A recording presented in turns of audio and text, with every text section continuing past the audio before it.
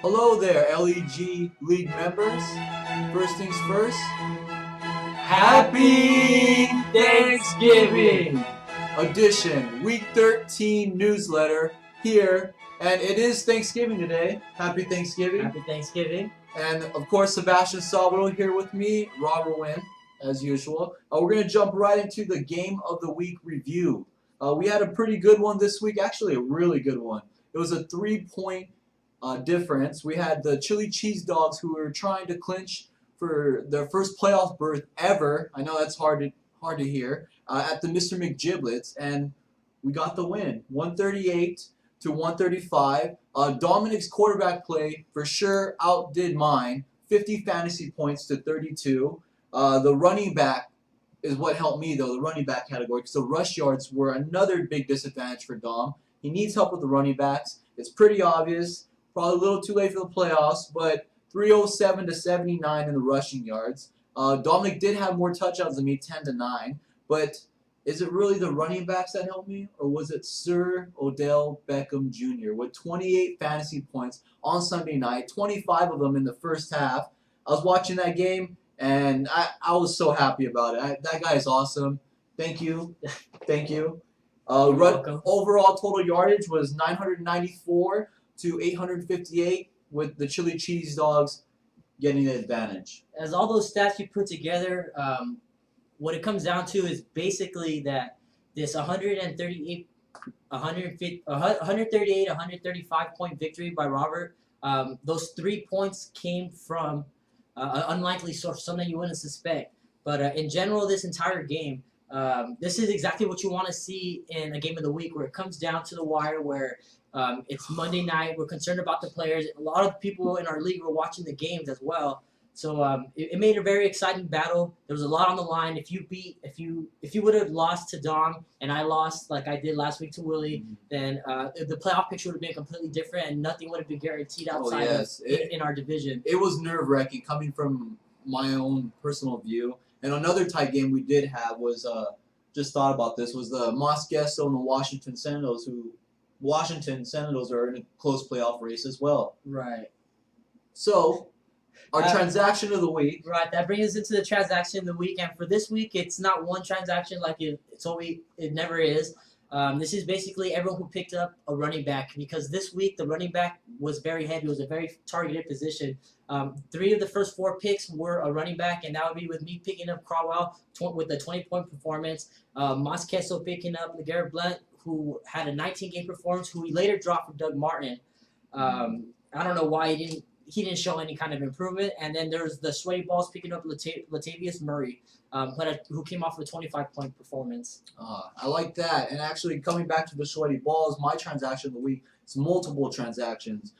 David picked up 3 players off of my watch list. He picked up Teddy, not Tapwater, Teddy, not Saltwater, but Teddy Bridgewater. The best water. Yeah, whatever type of water that is, that's what he is. He picked up Andrew Quarles. Let's be honest. I have too many Packers in my team already, so picking up another tight end, I wasn't ready for that. And he did pick up Colt McCoy, somebody in the back of my mind I thought was eventually going to get a starting spot, and he sure did. He did perform solid in the 2 starts that he did play in, and he led them to 2-0 as a starter, and their entire record is 3 and I believe 8 or 9. Exactly. 2 of those 3 wins the Redskins have. Colt McCoy started at quarterback, and Sebastian's right. He's cool and confident. Hold on, Mosqueso. Well, we have another Mosqueso this week. Are you getting it too? It's coming in clear now. Coming in? Okay. Yeah, okay. Mosqueso, go ahead and take it away.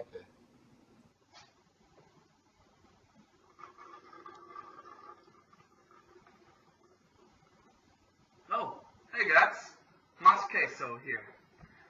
You know, fantasy football is intense. And to refuel all the energy you lose throughout the week, I prefer King Taco. King Taco tacos with a nice horchata. Washed down what's good. But I want, say what I'm thankful for on this Thanksgiving. There's a lot of things to be thankful for. Clinching a playoff spot might be one of them.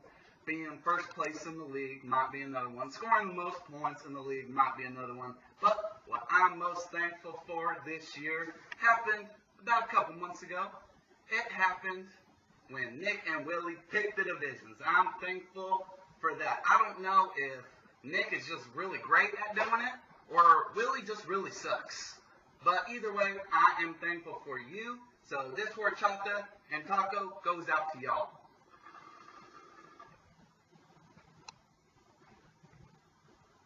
Thank you guys. Have a happy Thanksgiving.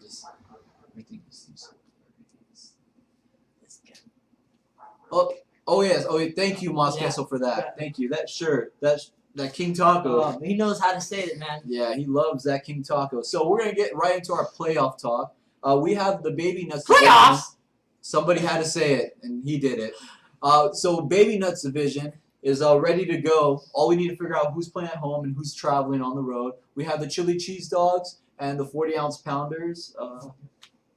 Yeah. Okay. And in the Infant Nuts, we have Mos Queso, who's the first playoff team in, and Alec and David are trying to get to that second seed. Alec has a game and a half advantage over David. That's pretty close. Yeah, Alec just needs a win to get in, and David needs Alec to lose out and to win out himself to get into that fourth and final spot.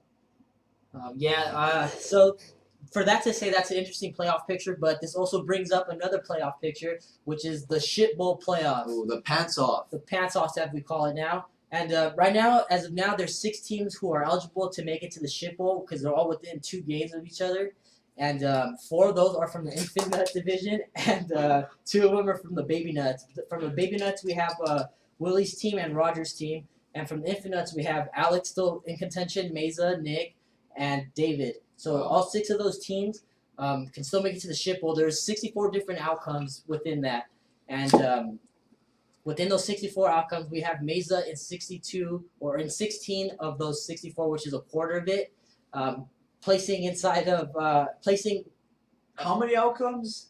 being placed outside 64. With 64 total outcomes, 16, which is 25%. Mesa made it in the number 6 spot, so he was outside of the Shit Bowl. Okay. So, to put it in realistic terms, it's going to be Nick, Willie, David, and either Roger or Alec in the Shit Bowl. Okay. And, The we- playoffs we only don't have know. 2 outcomes, right? Right. That's it. Alec or David with 3 of us. That's it. The Shit Bowl is looking really confusing right now. More will be clarified next week, eliminating a quarter of the game, so there's going to be close to like 48 games left. So Or different outcomes for the games, and we'll get a clearer picture then. So as of right now, in the first rounds, we would have what, Mesa and In- David playing against each other. In the first round, we would have Mesa playing Willie and Nick playing David. Okay, okay. So Mesa's number 10, Nick's number 9, Willie's number 8, and David's number 6. All right. So how about let's talk about some more important games, the pick'em games. The Pick'em Challenge. All right, let's go. My favorite part. Let's jump right into it. We got the Dirty Do at the Los Angeles 40-ounce Pounders, which is going to be a good game, I would say. But it's going to come down to the quarterback play and the running back. Nick has Murray, C.J. Anderson, which is a recent pickup, Trey Mason, going up against mine, Marshawn Lynch, Le'Veon Bell, and Crowell. I give myself a slight advantage because of Le'Veon Bell's total yardage or touches per game. Okay. But he kind of takes me in the quarterbacks because he has Josh McCown, solid quarterback. He's probably better than Stafford and Sanchez, which are my quarterbacks combined, and Kaepernick. So I give it to Nick in that game. And wow, you're picking against yourself. Yeah, but fortunately I have that luxury because no matter what happens, I'm making it to the playoffs. Thank you Yeah. to you. Thanks to you. No problem. So Dirty Do, I'm gonna go with them as well. I'm just very shocked by what he did. Kind of. What? Yeah, it's striking. But the reason why I'm going with him Trade me. is because he got a win last week. He hit over 100 points. Sebastian last week did lose. I feel like the slump's going to kind of carry on to the next week. But I don't know. I just feel like Nick's going to get that win. The matchups are favorable as well, in my opinion. But I an agree. interesting fact about that is that there will be 9 players between these 2 teams on Thanksgiving in action. So it should be a pretty good Thanksgiving for them. Yeah, a large portion of those players are mine as well because I have 3 players from the Eagles who are playing. Yes. I got 2 players or 1 player from the Seahawks, and that's 4 already. Yeah. So I'm a majority of it. The next game we have here are the Dirtbags at the McGiblets. I'm going with the Dirtbags just because Dom has a lot of injuries still going on. Roger tends to get hot at the end of the season. We keep talking about that, and it's a fact. And Roger, he does really good, and then some out of nowhere he scores less than 100. So, but I feel like he's gonna have a really good week. He does have those up and down weeks like everyone else, except it's more noticeable for Roger because he doesn't recover as well. But I'm going to pick Roger. He's one of my sleeper teams that I've liked all season, and I know he's already out of the playoffs and in contention to be in the Ship Bowl, but I'm going to pick him. Okay. And that's going to be because it's going to be a combination of Hilton Sanu, Jamal Charles, Forsett, and Rivers. Can they outscore Peyton Manning and Demaryius Thomas? If that happens, then Roger will win. If it doesn't, then Dom's going to win. And from experience, that's a very, very tough matchup to play against. Yeah, that's 5 or 6 players against 2, and you witnessed firsthand what that handcuff could do for Dom. You almost lost that game, but fortunately you won, and I'm in the playoffs now. Thanks again. But I'm going with Roger in that pick, which brings me to the San Diego Pounders at the Chili Cheese Dogs, and I'm going to go with the Chili Cheese Dogs in this. The handcuff of Aaron Rodgers and Jordy Nelson versus Des Bryant and Tony Romo is really appealing, but unfortunately for Willie Roberts is deep in every other position with Alfred Morris, Eddie Lacy, and even his receivers, he has Odell Beckham Jr. going off like a madman. I haven't said it for a while, but Alfred Morris for president. That's right. Yes, I missed saying that. It's been a while. It's been a while. I'm actually going with the Pounders just because of rituals. I have to stick to that. Something to keep in mind though is that the Chili Cheese Dogs are 4-0 at home, the only undefeated home team left this year, and if they really want to increase their chances of getting to the Angel, they're going to have to be at home in the playoffs against this guy right here. So, yes, I'm in the playoffs, but I want to keep winning because I want to make sure I give my team that home field advantage. That's what I want to do. Now we're just jockeying for position at this point, which still makes it very interesting because I do play Robert week 15, and I will be playing him again week 16. So I want to see how this turns out. Tensions can be high around the house, but we'll see. We'll never know. Yeah. The next game I'm going to go with is Mosqueso at the Sweaty Balls. I'm picking Mosqueso in this one. Sweaty Balls have been on a losing streak. They have injuries, and even though I do like the free agents they picked up, I feel like they're relying a lot on them this week to give them a win, basically. Yeah, I'll take Mosqueso on that one. I agree with Mosqueso because I'm going to be riding the hot hand of the Brady, Gronk, and Breeze and Graham handcuff like I've been doing all seasons. They have been healthy thus far, and as long as they're healthy, I'm going for them. And Mosqueso, I mean, we were talking about the playoffs a little bit ago. Something we probably did not mention is that Mosqueso is #1 in the league right now, and we know for the past few years that always hasn't been the answer to winning the championship. Been a curse. But I mean, his team is stacked, and it's very scary. Sebastian's talked about it previously. The double handcuff with 2 of the top quarterbacks in today's game, along with The two exactly tight ends in the game as well.